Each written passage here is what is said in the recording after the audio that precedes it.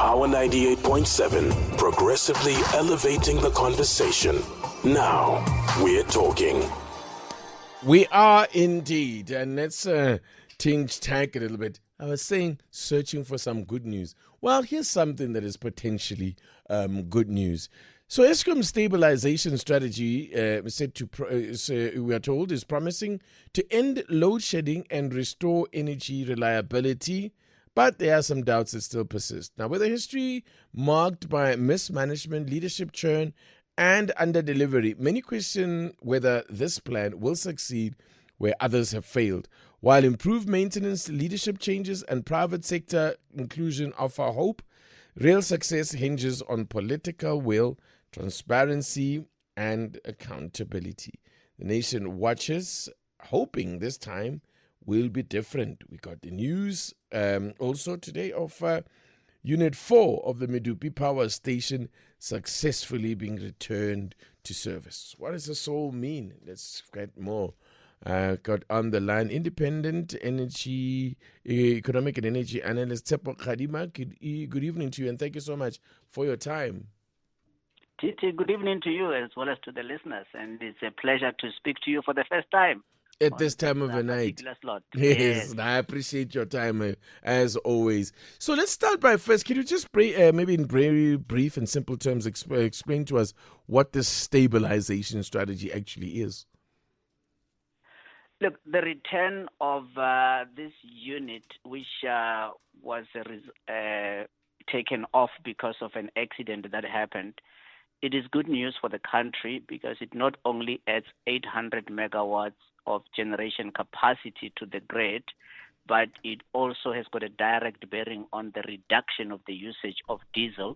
As we know that diesel is one of the biggest cost factors in terms of Eskom's generation of electricity. So it is good news all around. And at the same time, it signals that indeed the generation team at Eskom has been embarking on is starting to bear fruit. I think this winter, we are not going through load shedding. I think you and I spoke at another point in time that there wouldn't be any more load shedding going forward. Of course, that is as a result of demand from Eskom being lower than it ordinarily would have been, let's say, 5 years prior to this period. But at the same time, we've seen that I think on the generation side, they've really gotten a handle of the problems that had plagued Eskom, particularly during the Andre de Ruyter era and even before him. And that can only be good news for the country because it means that anyone who's looking to make any investment decision in energy-intensive industries can now have a proper conversation with Eskom and plan ahead because, any energy-intensive industry, you can only make an investment decision underpinned by security of supply of electricity, and it must be at the lowest cost possible. So we are seeing this, there's no doubt about the last year or two have seen a major improvement in terms of the stability of our grid.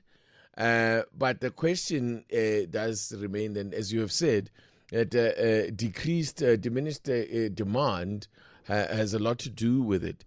Well, what happens then when we do get to a situation where maybe there is the economy starts to turn around a little bit? There was a lot of hope around that way in a year, but at least the last year. Now, who knows where we're going?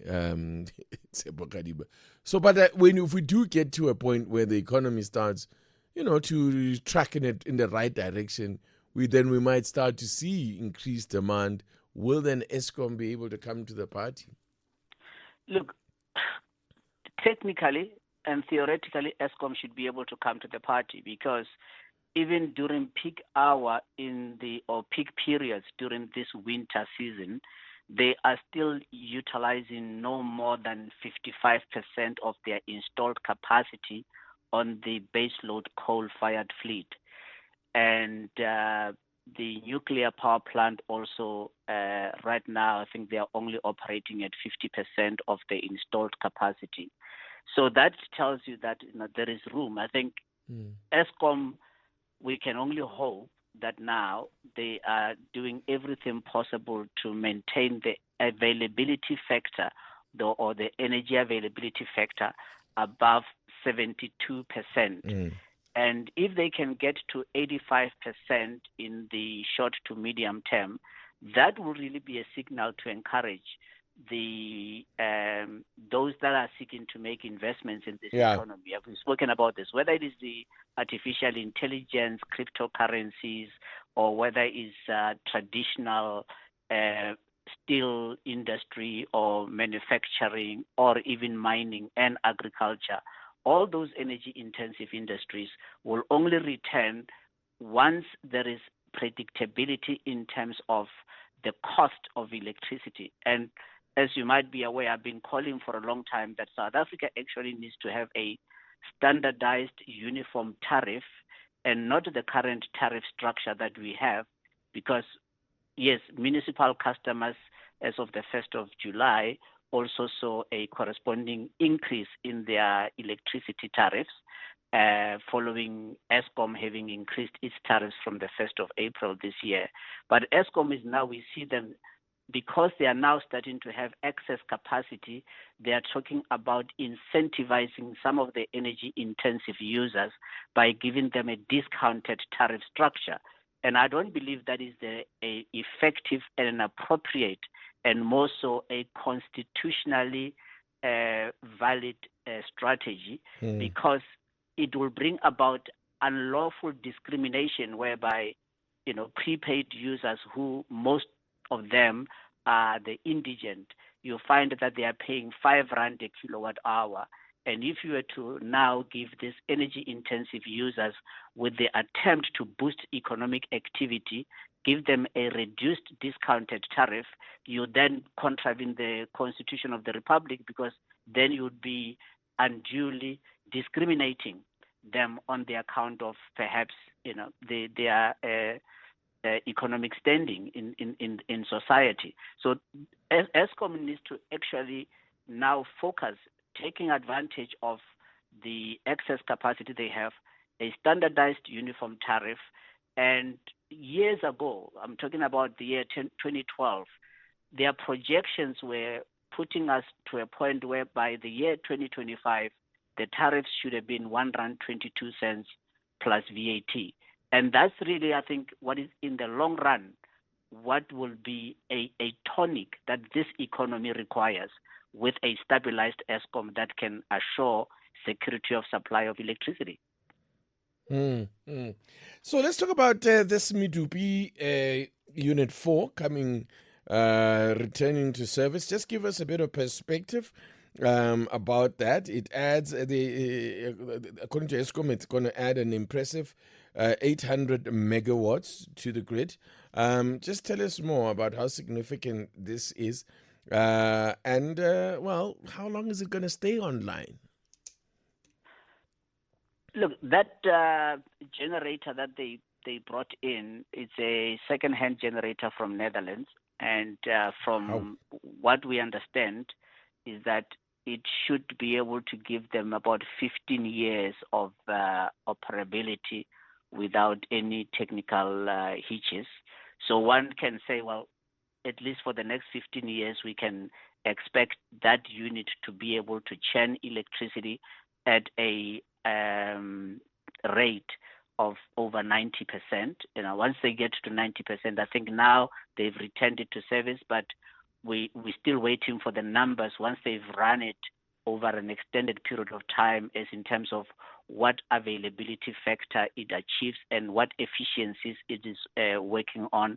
But all the same, I think it is good news that they were able to return that unit to service, which got damaged in that explosion, a few years ago, and also that they didn't have the delays or the cost overruns that have been associated largely with most of Eskom's capital projects.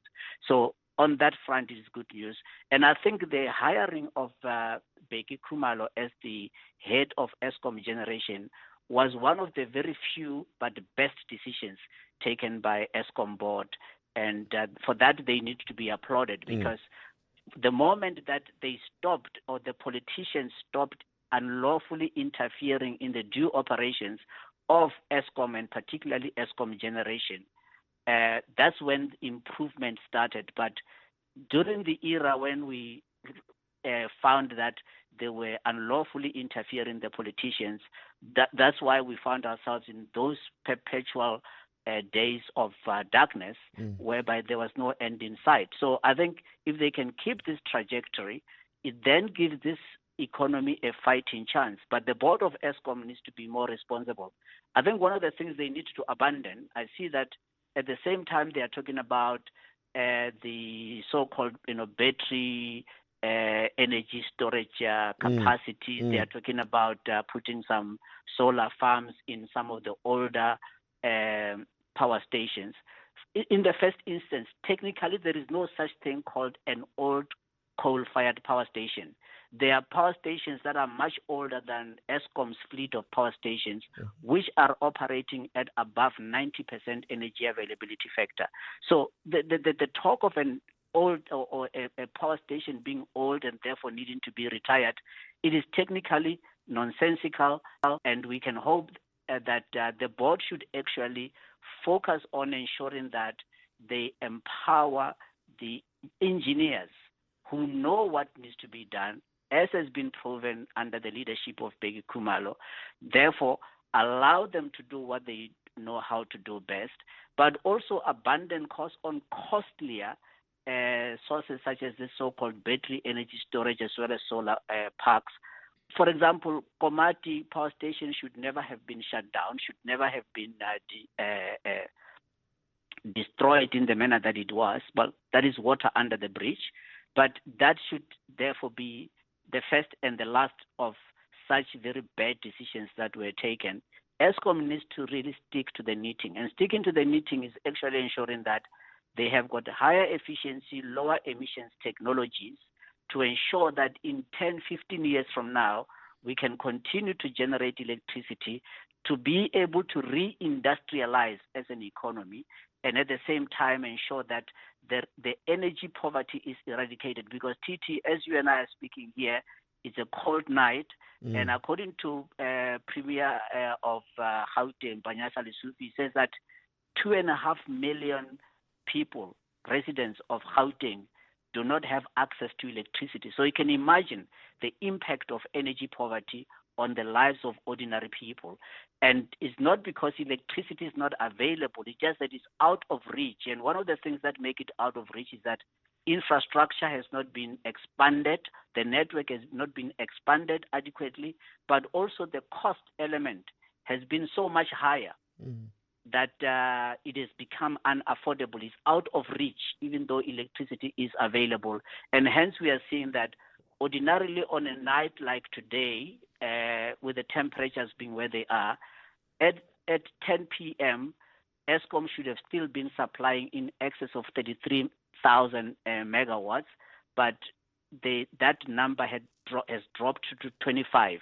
And during peak period, which will be between the hours of 5 and 10 p.m. or 9 p.m., they're still not even above 28,000 megawatts in terms of demand, when 5 years earlier, that figure would have been around 37,000 megawatts during the peak period. So that tells you that, there's been a lot of customer migration, and that customer attrition has unfortunately meant that Eskom has got lesser available financial resources to be able to then ensure that there is universal access to electricity. But at the same time, also the high tariffs have resulted in the debt, the so-called municipal debt or delinquent debts, even direct Eskom customers, having skyrocketed to well over 105 billion rand now, when that figure a few years ago, we were horrified when it was sitting at about 80 billion. And it is continuing to be on the increase. But that is because of the high tariffs. The tariffs need to come lower. whilst at the same time the engineers are allowed to do what they know how to do best, simply return to service as many units as possible so that you can then be able to bring your cost of electricity to. Eskom should actually be producing electricity at 32 cents a kilowatt hour, not 54 cents as reported in the previous financial year. So overall, though, I'm hearing optimism, or certainly cautious optimism, in terms of the trajectory that Eskom are currently on now. Cautious optimism indeed. I think the board of Eskom needs to rise to the occasion, and that is where my doubts lie, based on their own pronouncements. For example, the so-called we want to re-energize the grid by putting 5 gigawatt or 5,000 megawatts of this so-called a combination of battery storage as well as solar. Because at the end of the day, the laws of physics remain the laws of physics. If they continue that trajectory, we will, in a short order of time, unfortunately, fall victim to what the Portuguese and the Spaniards fell victim to. And I think one of the countries in Europe, I think it's in Scandinavia, they also had the same problem this past weekend. It might have been maybe in Eastern Europe.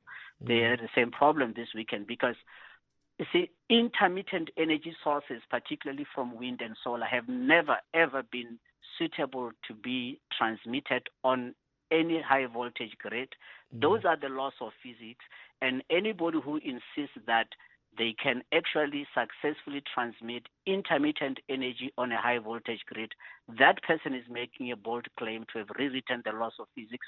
My question remains, why have they not been awarded the Nobel Prize in physics? All right. Tshepo Kgadima, as always, thank you so much for that perspective and your insights. I really appreciate your time. Great pleasure. Have a good evening. And to you too, sir. There you go. Energy and independent economic and energy analyst Tshepo Kgadima, just reflecting on Eskom's latest pronouncements. Of course, the news coming through about Medupi's return to the grid. And it sounds like all things are good. Listening to what the Minister of Electricity was saying, that the stabilisation strategy seems like it is working, or it is will work. They're saying they're promising to end load shedding.